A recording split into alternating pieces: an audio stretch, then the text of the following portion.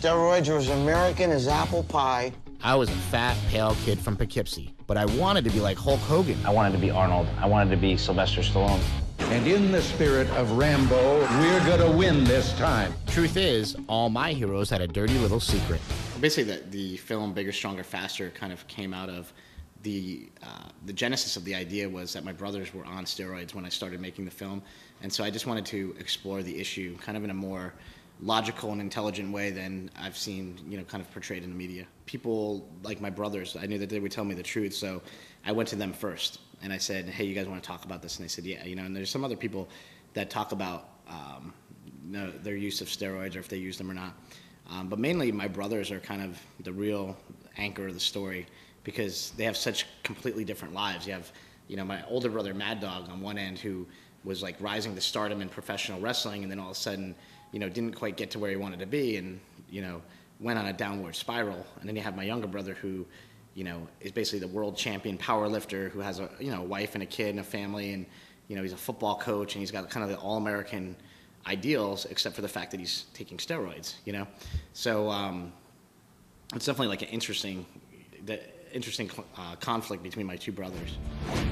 I was always against steroids, and when I found out that all my heroes used them, I'd like to say it didn't bother me, but it really did. I can't imagine how my mom would feel if she found out that both of my brothers are on steroids right now. Coaches would say, you gotta get bigger, you gotta get stronger, you gotta get faster. Was it intimidating? Oh, man. I need to attain greatness, I need to do it. If you had to take a drug with the known side effects of anabolic steroids to keep your job right now and support your family, would you do it?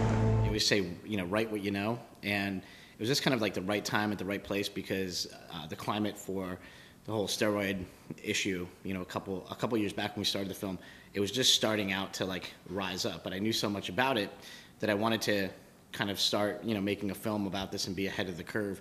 And 3 years later, we're coming out with it. It was kind of a project that we thought would maybe take a year, but it ended up taking 3 years because it's kind of a monster of a topic to tackle. And I'd watch like a DVD of just like hours and hours of stuff and go, sometimes fast forwarding through some of it, going like, okay, great, I get it, and just picking clips, like, okay, this clip's great, this clip's great. And then I think, other people would find clips that they would be really, just fired up about. Like we had, 10 people working in the office. They'd be like, hey, I found this clip, we gotta check this out. And we'd watch it, and if it works, we'd put it in the movie. Oh, my Lord.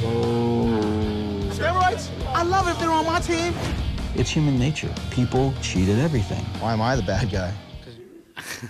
I don't know if everybody cheats in life, but I think that we see it a lot. I mean, we see it a lot in politics. We see it a lot in, in business and in war or anywhere. I mean, we just see people kind of taking shortcuts or skirting the issues or, trying to get to the top any way that they can or, ratting somebody else out to get to the top. I mean, we kind of see it a little bit everywhere. I actually interviewed a guy here in New York City, David Callahan, who wrote a book called The Cheating Culture. And when you realize how much cheating is going on in America, it's really kind of mind-boggling because there's just so much stuff going on and out there with, and it's basically like the idea for me is in sports, who do you have to look up to anymore? And so you start putting these athletes on a pedestal and say to your kids, this is who you look up to, and you can't look up to Barry Bonds or Floyd Landis or any of these guys because anybody you start looking at, there's some sort of allegation coming out, whether it be steroids or something else.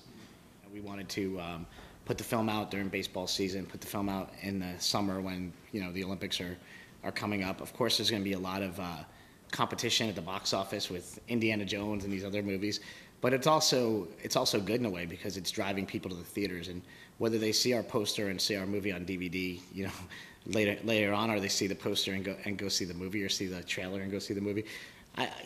My general concern overall was just to get people to go see the movie. I love steroids. I'll probably be on and off of them forever. The use of performance-enhancing drugs like steroids sends the wrong message. When you were an Olympic coach, did you see a lot of steroid use going on?